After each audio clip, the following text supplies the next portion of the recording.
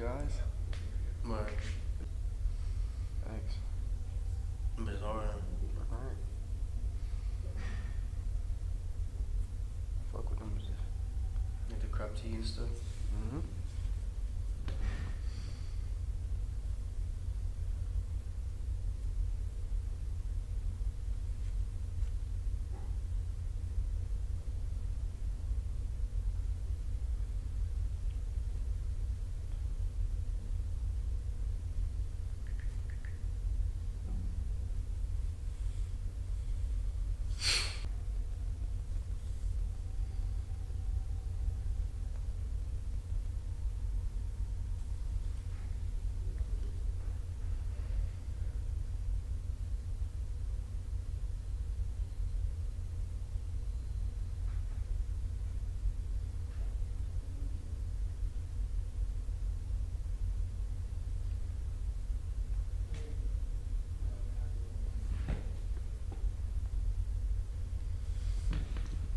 Boy, I had fucking had shin splints, bro. They had like rub that bitch out. That shit hurt.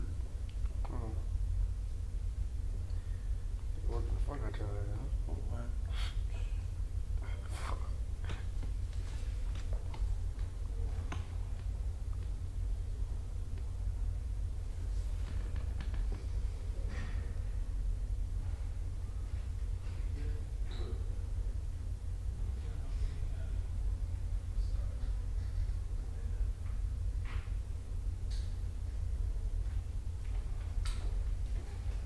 She had these lights on.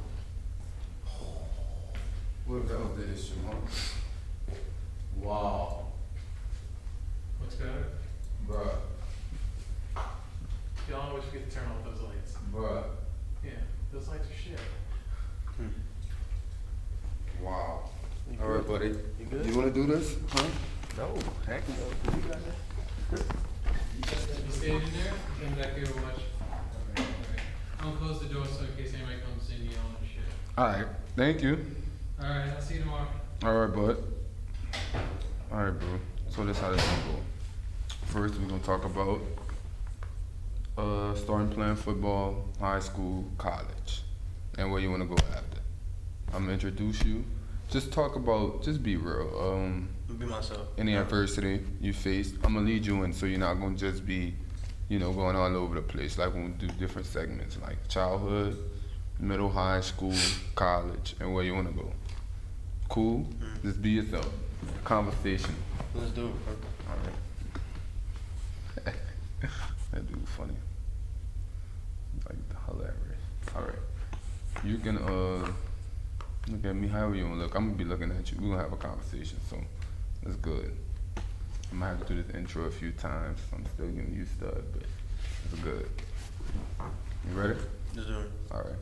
Welcome to another episode of Beyond the Game. I'm your host, Shamarr Moses. We're here on April 29th. Today I have a special guest, one of my former teammates, Marcus Garcia.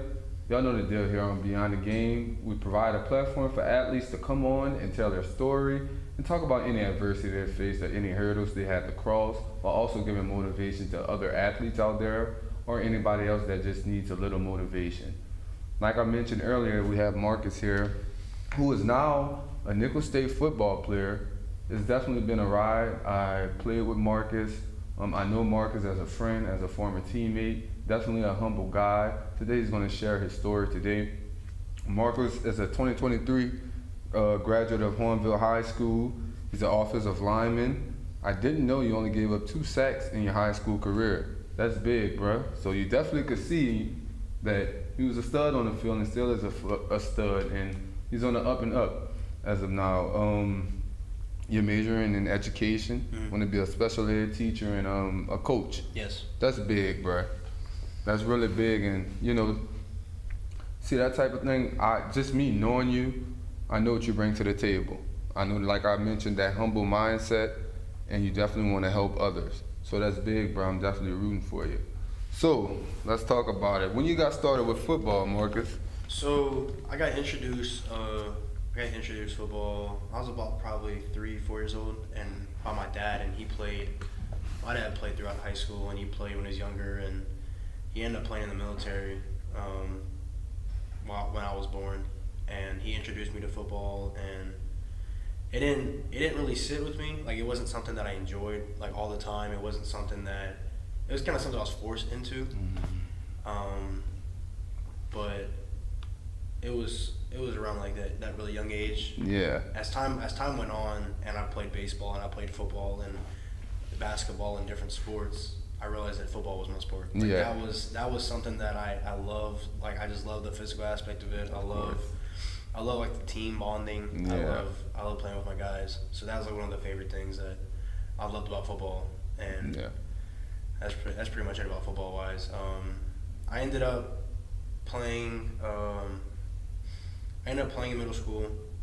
My middle school years were kind of all over the place because I moved here 8th grade year. So I played 7th grade, 8th grade year, and then I had to move to Louisiana. From where? From Texas. From Texas, okay. Abilene, okay. Texas. So I played 8th grade a little bit. Trained all through the summer. Worked really hard. Yeah. I wasn't the biggest kid. I was very unathletic, very just didn't have a body yet. Yeah. Wasn't Didn't have the muscle. You didn't hit that growth spurt yet. I had no muscle. I was small, like probably 5'7", 5'8". Hit the weight room hard. My parents made sure I was eating right, not the junk food and the this and this. They would eat right. And then freshman year happened, and I talked about this a lot to a lot of people, but I hated football freshman year. I wasn't good. You do because it's different. It was different. It was, and it was. I came in there thinking I was gonna play and I was gonna be this and that, and I ended up becoming a second string on the freshman team. And I was a backup. I was a guy that never seen the field. I was undersized. I had no technique. I wasn't very strong. A lot of people were getting strong out of nowhere, and I didn't have that yet. I benched maybe 115 pounds freshman year. Right. And so that was humbling. I dealt with that, and I ended up went on a weight loss journey, and I lost 40 pounds. I got to 183. So I was skinny, playing baseball in high school. Baseball season got cut short because of COVID. Yeah. So that kind of threw it off, the weight loss. But I think everything happens for a reason. So that kind of helped me out to the fact that, okay, I kind of stopped me losing weight, and I can still play this weight and still play football. So kind of sophomore year hit, and sophomore year was senior year. Yeah. Senior year was weird. It was like different times, different weightlifting times. We're going to the pool some days. We're doing this and this. Let's talk about that, bro. Let's go back to high school. Let's do that. So, Luquette became my coach senior year. You had Salt for how long? 1 year. Yeah. You had Salt for 1 year. Your freshman year. Luquette got hired like night and day, right? Yeah. Those two. It was just so different. And you talked about, growing and trying to hit the weights and that. Talk about that process, because a lot of people, they see others getting bigger or stronger, or they don't think they're as big or strong as they need to be, to play the game at a high level, but you kept working. Mm-hmm. How important was that? What was your mindset during that time? Just keep working. I did a lot of comparison. I would look at another kid and be like, oh, well, I'm not as strong as him, I can't play. But it was more the fact of, if you keep working, you come every day, you put the work in, eventually you're gonna get there. You're gonna get better than that person is. You're gonna get stronger than that person is. It's just a different time. You might get there. Yeah. And a school like Hornville, we know the history of Hornville. Oh, yeah. But in the recent years, it has been overlooked. We played in the state championship last time was in 2017 with Puka. But a lot of people, kind of write Hornville off, but they don't know it is real. It is. Over there, the training, the coaches, facilities. I mean, you have those up and down years. Luquette, he came in, he tried to put his stamp on there, it didn't really work out. They have Boyne now, who's showing some promise, but coming from Hornville, is a good thing. Compared to most schools, we may not get, as much exposure as we should, but I think that's kind of evolving door. It's kind of changing with social media. Now you have players going to camps and, being ranked, and you have more media coverage just promoting yourself or Twitter. Parents, Twitter. People are coming out and reporting on games. But so let's speak about, not being really recruited as we should have been. Like we never were just bad. Mm-mm. It was just some unfortunate things. A lot you can look at coaching for it. This culture shift. What's this program? What direction this program is going in? But you gave up 2 sacks in high school. At what is it? It's what 8.58 now, right? Yeah. Like changed. And you would think with that you'd be getting offers from everywhere. How do you stay motivated? It was more the fact of, it was crazy because the 2 sacks I gave up, they were against like lower teams in the district. Mhm. Like there was like Central, Lafourche, and Terrebonne. Like Yeah. it wasn't like we played guys like Dexter and we played guys like other teams, and I wouldn't give up sacks. At that point, at a height, I was okay. Like I can play with anybody. And those guys are getting recruited Those though. guys are LSU guys. So that's crazy. And it was just a mindset of like, okay, I'm only giving up 2 sacks, like, and I'm not getting the offers that I want, and I'm Right. not getting recruited that much. I just gotta keep working. I gotta keep working, like, and that's what my mindset through high school was, is that something's gonna happen, like something's gonna find me, an opportunity's gonna pop up somewhere, and that's kind of how I went through high school. And that always happens. Oh yeah. So now we're going to move into your next chapter. We're going to move into our next segment. We talked about high school, how you started playing football, how was your high school experience in football up until this point. Now, next segment, here at Nichols. I definitely know this story a lot. I interacted with you when you first came here. You found me here. Talk about that. How has that road been, being a college athlete? So being a college athlete is something that I haven't like really got a full hand on, like a full grasp on, but it's fun. Like it's something that I've wished since I was a younger kid. Like I've wanted to play college football. Like when my high school season ended, I wanted to play college football. I would have done anything to play college football. Yeah. And being able to not just play college football, but playing Division I college football at a very high level, it means the world to me. Yeah. And then, you get here, and like I said, Hornville did prepare you for Nichols, in a sense. Definitely when it comes to a schedule, and I'm not just talking about like game schedule, but being on a schedule, time management type of things and intensity. I think Hornville did a good job. I think we were well prepared from my perspective, but it's a different animal in college. You don't have mom come and wake you up. Come on, you got to go to school or you have to go to practice. It's all on you. Oh yeah. Plus you have academics. How do you handle that? I think it's more of that mindset thing. It's like, like you said, your mom's like, come help you. You're a grown man. You are 18, 19, 20, 21 years old. Mm-hmm. You have to do it yourself because at the end of the day, if you don't do what you're supposed to do, you're gonna get cut or you're gonna get this or this. Yeah.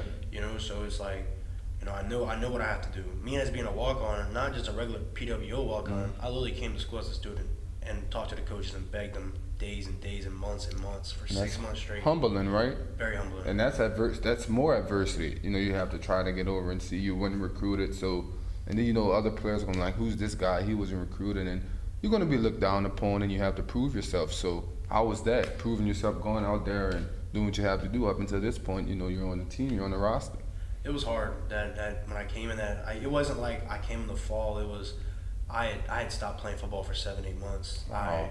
I'm begging. The coaches finally gave me an opportunity to come in February of last year, and being overweight, 330 pounds, being super not in shape, weak, haven't hit the weight room in a while, just thrown in the fire. Like winter workouts, I don't know if you know what how bad winter workouts are, but they're one of the worst things you have to do in college. And just thrown in that, mat drills and weight room and all that stuff, it was a lot. And plus, I didn't know none of the guys. Yeah. I'm thrown in there with guys I don't even know. Yeah. I might know of them. Right. I don't know them. Yeah. So it's a lot different. And then having to deal with the coaches not knowing me, and me at practice when the spring finally started. Me at practice trying to be like, Coach, let me get a rep. Yeah. Yeah. So that was humbling, and it took a lot of it. A big thing that's coming up is mental health, and my mental health was affected a lot. Mm-hmm. It was something that I didn't like going to practice. I was like, am I wasting my time? Yeah. Like, did I do all this for just to be looked down upon, just for this to happen? And I had to talk to my dad, and he's like, you got to think of the bigger picture. What are you doing this for? He's like, are you doing this for yourself, or are you doing this just for yourself and your future? Because this will help me get a coaching job. Mm-hmm. Playing this will help me potentially Reach out. Yeah, reach out and, affect a greater amount of people. You actually build some credibility. Absolutely. Playing at this level. So let's circle back to that. What you just said, you had to talk to your dad, it affected your mental health. And on my last podcast, I talked about how important it is to, talk to someone, because many people have this preconceived notion that athletes they just have it all together mentally, physically, but I mentioned they don't know there's a story that's not in highlight reels or in record books. They deal with a lot of pressure. How important is it to talk to someone when you feel the weight of the world is on your shoulders? Talking to someone is the most important thing you can do.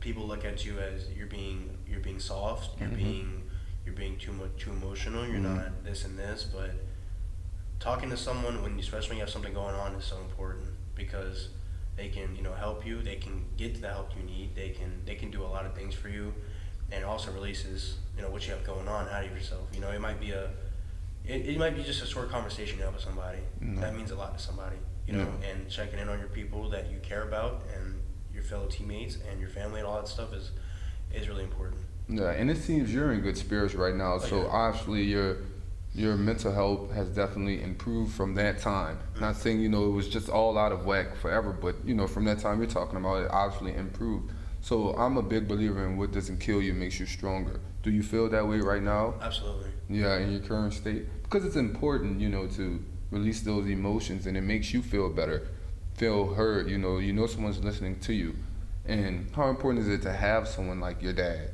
being there advocating for you and just being emotional support, which we all need. Yes, my dad is he's my idol. He's someone I look up to. He's a real one. He will tell you how it is, and he won't sugarcoat nothing. But he told me the real facts, and it picked me up a little bit, and it made me understand that I'm doing this for a reason, and it meant a lot, because that dude, he's been the one that's been there for me since I was a baby. Yeah. He's one that's financially given up a lot of things just for me. Yeah. And what I wanted to do, and he would do it again in a heartbeat if he had to. So that's the athletic side of things, but student first, student athlete is definitely what it is. Talk about the student side of things, because you also have to balance academics. Absolutely. So how's that going? Academics, I think it's more of just a game. It's more of you battling yourself mentally, because we as Nichols football players, we practice in the mornings, so we practice at 7, 8, 9. We get off at 10 o'clock or 11 o'clock. Some of us have class at 12, 1, 2, 3, and we have to stay awake. We're super tired. We just given up 2-3 hours of just constant practice and constant energy, and we're super tired. We want to eat. We want to take a nap. So dealing with that it's really just staying strong, staying mentally strong, and just finishing throughout the day, and knowing once I finish with this class that it's gonna be a lot easier. Staying with your grades. You're really tired. It's really just a lot of fatigue. Yeah. Staying with your grades. Not getting lazy. Yeah. Not being like, oh, I'm gonna push the grades, push the schoolwork to the side, and next thing you know, you're behind by a lot. So keeping your grades up. Obviously, we have to keep a certain GPA just to be eligible. A 2.0, I think a 2.5 or 2.0, one of the two. Yeah. But we have to do study hall hours. We have to do a bunch of different stuff that keeps us on our grades. Yeah. And I know it's even harder when you're not going to play a game on a Saturday. You're in the off season. Some call it not really off season because you're still working, but you're not playing a game on Saturday. No. So it's hard. I'm going to put in all this work. Hopefully I get to play next season. So that's a different challenge too. Just making sure you're okay in the spring and summer. So, but I talk to you a lot, and I think you're going to be okay. And you're definitely in the right spot. You definitely have the work ethic, and you know what you want out of what you're doing, which is the biggest goal. Now we're going to move into our next segment. I mentioned earlier you want to be a special education teacher and coach. So what does the next chapter of Marcus' life looks like, or you want it to look like? For the next chapter for myself, what I really truly want is to finish school, get my education, get my degree, and get a certification in special ed, and then hopefully I can do residency at Hollandville or Destrehan or one of the schools nearby, and then begin my career at Harville High School, where I came from. Coach, hopefully on the varsity level. Yeah. And then start from there. I mean, I would love to have I would love to go pro. I would love to get an invite to a camp or something like that. But the end goal is to coach and teach back at Harville High School. Yeah. And just out of curiosity, why special education? Because I have a little brother that's autistic, and the biggest thing that I've noticed of him and his fellow classmates and stuff like that is that special ed kids are misunderstood. You know, they have a certain demeanor, they have a certain way of their life, they see things a lot differently, and people don't understand that. A lot of people don't have patience for special ed children, and my little brother is an example of that, because we didn't understand that he was autistic. We had no clue. Yeah. And it took about 2 years to find out that he was autistic, and when we found that out, a lot of it makes sense. You know, it's my little brother is nonverbal, so he cannot talk properly. He delays his speech. Sometimes he has trouble listening. He speaks erratic sometimes, but behind that, he's a great kid, and he's just misunderstood. And a lot of children are in special ed. Yeah. Oh, you get me emotional, bro. That's big. That's really big. And I'm rooting for you. I know you're going to be outstanding at doing that. It takes a lot and courage to even, want to deal with those kids and, kids autistic or special ed, whichever one you want to say. And for you, that to be your goal and help those kids out, and what it feels like, dealing with them, as you alluded to your little brother. I love how you said that's not just who they are, what people see them as, because a lot of people are under the misconception, but that's your little brother, and they're human too. And I don't know, I have a soft spot for that. That is big, Marcus. That really is. And I'm rooting for you. I know you're going to do an exceptional job at that, even coaching. So you want to be around people, you want to help people, you want to mentor, you want to coach. That's who you are. How important is that to you?